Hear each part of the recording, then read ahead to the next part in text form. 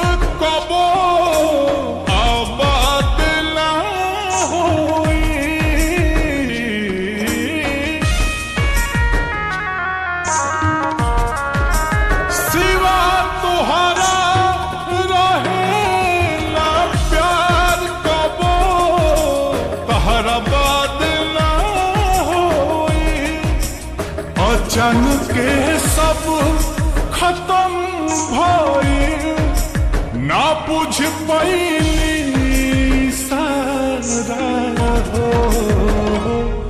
होई प्यार न दोबारा हो। होई प्यार न दोबारा हो।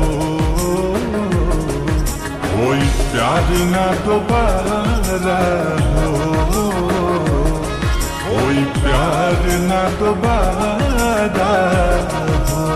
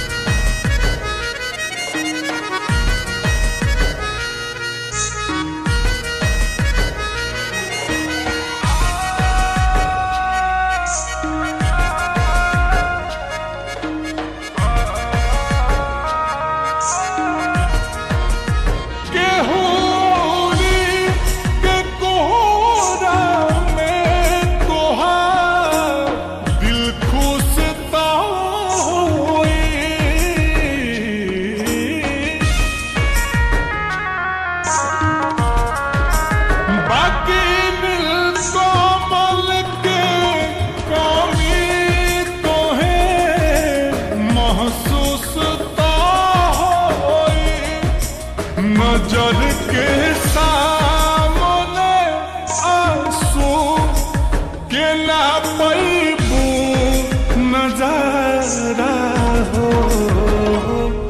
होई प्यार न दोबारा हो।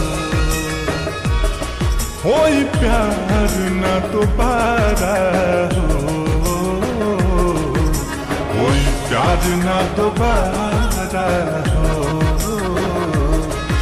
कोई प्यार न दोबारा हो।